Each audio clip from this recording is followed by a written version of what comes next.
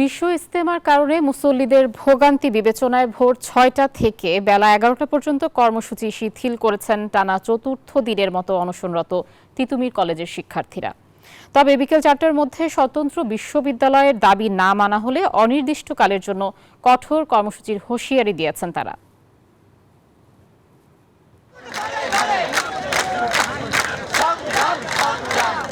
আজ বিকেল ৪টার মধ্যে সরকারি তিতুমির কলেজকে স্বতন্ত্র বিশ্ববিদ্যালয় ঘোষণাসহ ৭ দফা দাবি মানা না হলে Barasat barricade two north city কর্মসূচি পালনের ঘোষণা দিয়েছেন অনশনরত শিক্ষার্থীরা।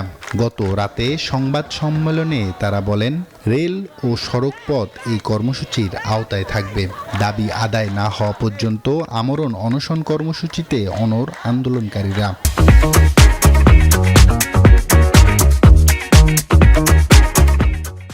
তিতুমির বিশ্ববিদ্যালয়কে রাষ্ট্রীয় স্বীকৃতি না দেওয়া হলে Barasat barricade two north city কর্মসূচি অনির্দিষ্টকালের জন্য পালন করা হবে। এদিকে বিশ্ব ইজতেমা চলায় মুসল্লিদের ভোগান্তি বিবেচনায় ভোর ৬টা থেকে বেলা ১১টা পর্যন্ত কর্মসূচি শিথিল থাকবে বলেও জানান শিক্ষার্থীরা। বিশ্ব ইজতেমার জন্য ধর্মপার মুসলমানদের কথা বিবেচনা করে ভোর ৬টা থেকে সকাল ১১টা পর্যন্ত ব্যারিকেড শিথিল থাকবে।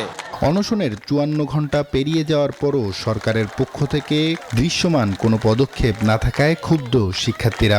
জগন্নাথ আন্দোলন করলে উপদেষ্টারা দৌড়ায় যেতে পারে, আমার ভাই মরতেছে তারা দেখতে আসতে পারে না। শিক্ষা মন্ত্রণালয়ের যুগ্ম সচিব নুরুজ্জামান মহোদয় এসেছিলেন, কিন্তু তিনি বললেন আমাদের দাবি যৌক্তিক, তিনি রাষ্ট্রকে জানাবেন। তারা জানান, টানা আমরণ অনশনে অসুস্থ হয়ে পড়েছেন অনেকে। ২ শিক্ষার্থীকে ঢাকা মেডিকেলে ভর্তি করা হয়েছে। এদের মধ্যে একজনের অবস্থার অবনতি হয়েছে।